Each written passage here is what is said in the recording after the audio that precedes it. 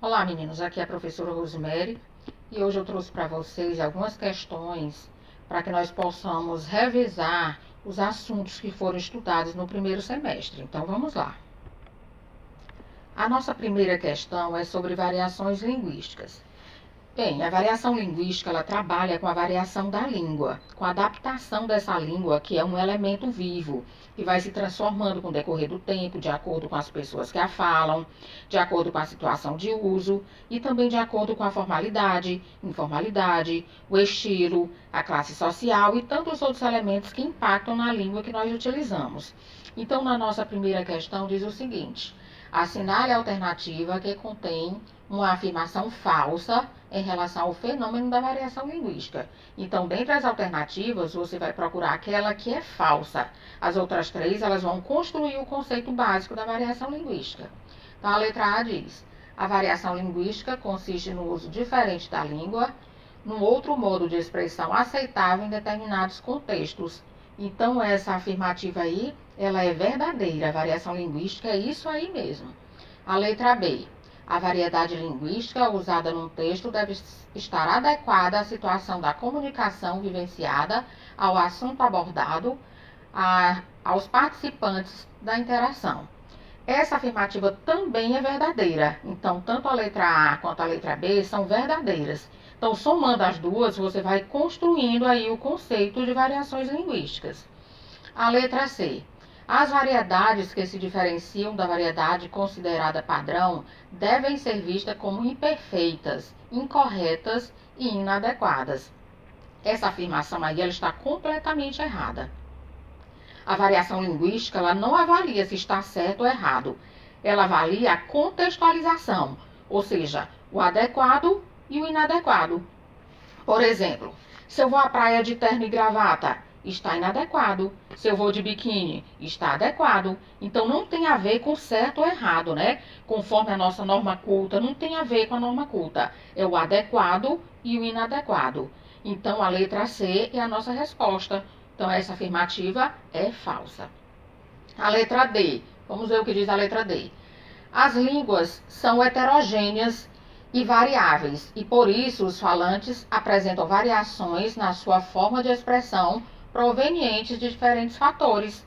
É verdade também. Então, se você juntar as letras A, B e D, você terá o conceito de variações linguísticas. E a letra C é a nossa alternativa falsa. Portanto, a resposta, letra C. Aqui na questão 2, nós temos o assunto de funções da linguagem. A questão diz assim: nas frases 1, compre aqui e concorra a este lindo carro. 2, alô, você está aí? 3, venha e concorra já. Em ordem, quais são as funções predominantes nas frases? Então, aqui nessa questão, nós temos que encontrar a função de linguagem predominante em cada uma das três frases. Quando você não tiver muita segurança com relação ao assunto, você deve ir diretamente naquela frase que você sabe a resposta, porque assim você já pode eliminar algumas alternativas. Então eu acho que a mais fácil aqui de cara é a frase 2. Não que as outras sejam difíceis, mas a 2 é a mais fácil. Então, nela nós vamos encontrar claramente a função fática, que é aquela função que vai testar o canal de comunicação. Então vamos às alternativas. Na letra A, tem apelativa, fática, apelativa. Veja que a fática apareceu na segunda posição. Então, pode ser que essa seja a alternativa correta. Então, a gente deixa e ela vai permanecer. A letra B. Todas são fáticas. Tá, nós vimos que no item 2, né, na frase 2, nós já vimos que ela é fática. Então, ela vai permanecer também. A letra C. Referencial, apelativa e fática. Não, nós vamos logo eliminar a letra C, porque na segunda posição aí da alternativa aparece apelativa, e nós vimos que a frase 2 é fática, então ela já vai ser eliminada de cara. Letra D, metalinguística, fática e conativa. Ok, aí a segunda posição é fática, então ela vai permanecer também. Letra E, todas são referenciais, já vai ser eliminada também, porque nós vimos que a 2 é fática. Ok? Então a gente vai eliminar a letra C e a letra E. Só vai permanecer para nós a, B e a D. Então, vamos voltar à frase 1. A frase 1 diz assim: compre aqui e concorra a esse lindo carro. A frase 3, venha e concorra já. Observe que tanto na frase 1 quanto na frase 3, elas têm o objetivo de me convencer a praticar uma determinada ação. Olha os verbos. Na frase 1, comprem, concorra. Na frase 2, venham, concorra. São verbos que estão no modo imperativo, que são aqueles que me dão uma ordem. Então, toda vez que nós tivermos essa ideia de ordem, nós temos a função conativa ou apelativa da linguagem. Então, tanto na frase 1 quanto na frase 2, nós temos a função apelativa.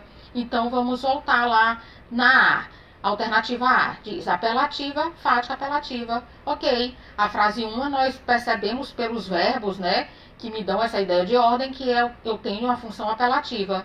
Na 3 também apelativa. Então está correta a alternativa A, apelativa, fática e apelativa.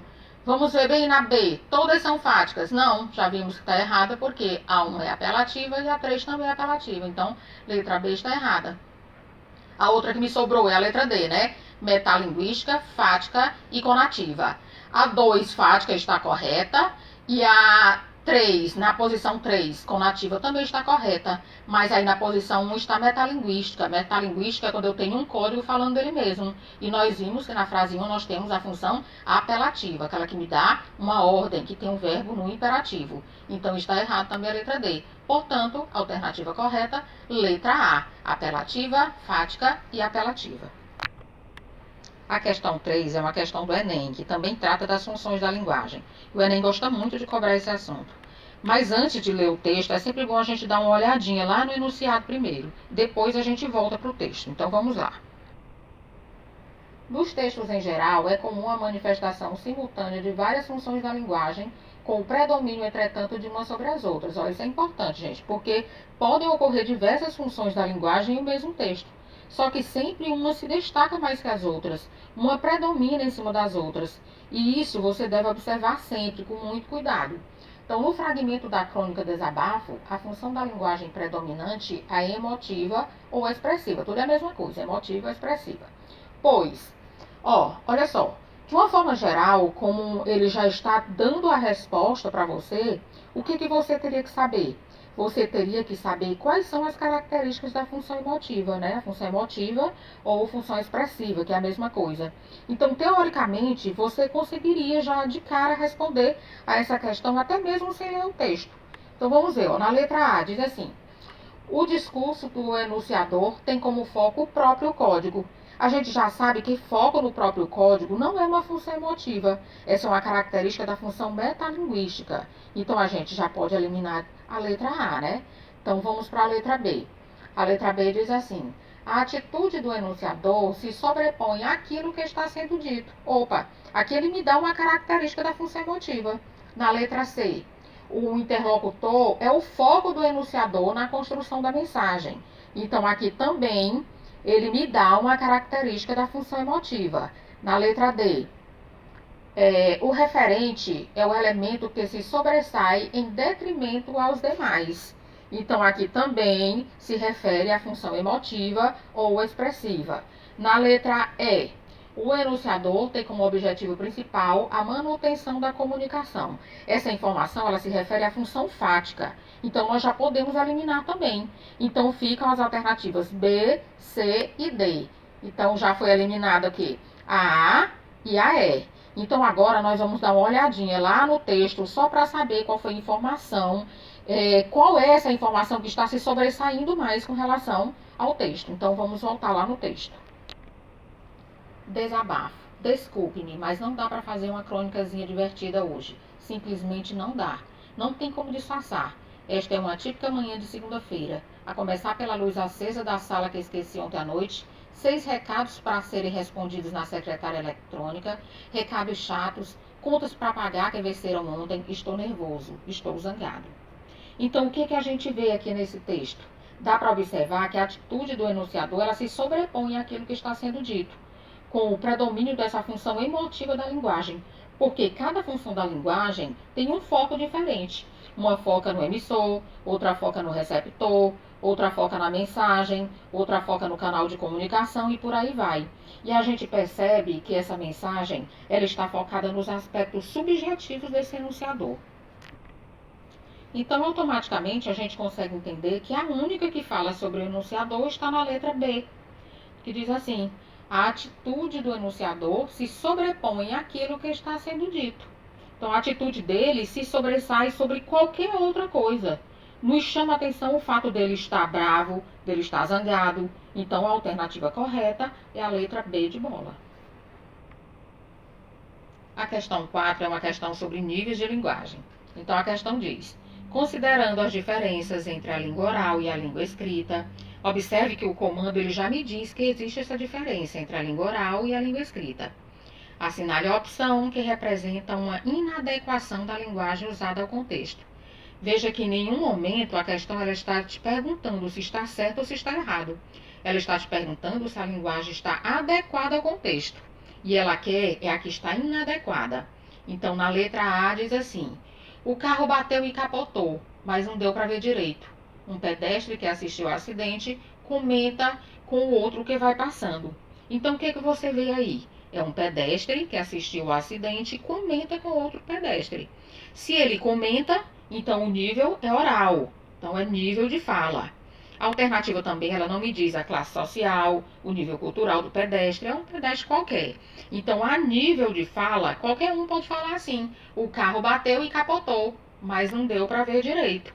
Então, se é nível de fala, está adequado à fala. Se fosse a nível de escrita, a gente poderia até rever. Ou seja, está adequado ao contexto da fala. Então, essa alternativa está correta. A letra B diz assim: e aí, ó meu, como vai essa força? Um jovem que fala para um amigo, né? Então, o jovem é que está falando. Então, é nível de fala. E é assim mesmo que um jovem fala para outro, né? Eu tô achando que tá até light, às vezes ele fala até pior. Então, é normal esse modo de falar. Portanto, está adequado. Então, a alternativa está correta também. A e B estão corretas. A letra C. Só um instante, por favor. Eu gostaria de fazer uma observação. Então, quem é que está falando? Alguém comenta em a reunião de trabalho, tá? Então, agora, embora seja a nível de fala, né? Alguém comenta, é uma reunião de trabalho. Então, vamos ver. Só um instante, por favor. Eu gostaria de fazer uma observação. Está ou não devidamente formal para uma reunião de trabalho? Está sim. A linguagem está adequada à situação. Então, tanto as letras A, quanto a B, quanto a C estão corretas, pois todas estão adequadas a cada situação de uso da fala. Então, A, B e C estão corretas. Letra D. Venho manifestar meu interesse em candidatar-me ao cargo de secretária executiva desta conceituada empresa. Alguém que escreve uma carta candidatando-se a um emprego. Veja que agora é a nível de escrita. Observe também que a linguagem utilizada é culta, formal, ou seja, é super adequada a uma carta de alguém que quer se candidatar a um emprego. Então está correto, né? A letra D está correta também. A letra E. Porque se a gente não resolve as coisas como tem que ser, a gente corre o risco de termos, no futuro próximo, muito pouca comida nos lares brasileiros. Um professor universitário em um congresso internacional. Então, quando se vê que a fala de um professor universitário em um congresso internacional, espera-se que o discurso seja adequado com o evento, né? O evento requer formalidade, ainda mais quando é um professor universitário que profere essas palavras. Então, a linguagem utilizada ela está inadequada ao que se espera de um professor universitário. Nesse congresso, ele não poderia usar o agente, ele não poderia usar as coisas, né, de forma vaga, ele não poderia dizer a gente corre o risco de termos. Esse erro de concordância é gritante. Então, essa linguagem ela poderia ser de uma pessoa qualquer falando no meio da rua, por exemplo, né, mas não de um professor universitário em um congresso internacional. Isso não. Então, a linguagem ela está inadequada. Portanto, a alternativa que responde a nossa questão é a letra E. A questão 5 é sobre o trovadorismo português, só para a gente relembrar um pouquinho das características das cantigas trovadorescas. Então, a questão diz assim: é correto afirmar sobre o trovadorismo que, letra A, os poemas são produzidos para serem encenados. Não, na verdade, eles eram feitos para serem recitados, cantados e não encenados.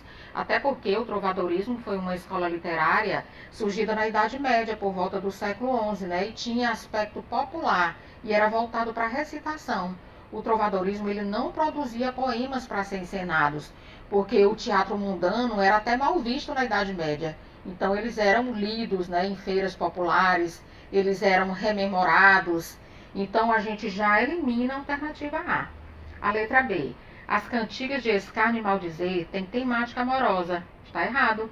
As cantigas de amor e de amigo é que tem essa temática. Essa temática amorosa. As de escárnio e maldizer, elas eram satíricas. Elas faziam críticas. Elas se baseavam na zombaria. Então a alternativa B está errada também. A C. Nas cantigas de amigo, o eu lírico é sempre feminino. Sim, nas cantigas de amigo é a mulher que vai falar, ela que vai declamar a falta que ela sente do seu amado. Então ela vai desabafar com uma amiga, ou com a mãe, ou com um elemento da natureza, como as plantas, as árvores. Ela está sempre sofrendo, esperando a volta do seu amado. Então está correta a alternativa C. Mas nós vamos ver as outras alternativas também. A letra D. As cantigas de amigo têm estrutura poética complicada. Não, pelo contrário, a estrutura poética era bem simples, até mesmo pela forma que era recitada, né, em ambiente campestre, natureza, aquela conversa desesperada pela perda do amado. Então, uma linguagem leve, simples, portanto, está errado também. A letra E. As cantigas de amor são de origem nitidamente popular. Na verdade, as cantigas de amor elas eram feitas para a corte, né? Elas se baseavam na tradição feudal. O ambiente era palaciano, era para os nobres, o eu lírico era masculino, então está errado também. Portanto, a alternativa correta é a letra C. Nas cantigas de amigo, o eu lírico é sempre feminino. E é isso, gente. Espero que vocês tenham recordado um pouquinho dos nossos assuntos do primeiro semestre e até a próxima. Tchau, tchau.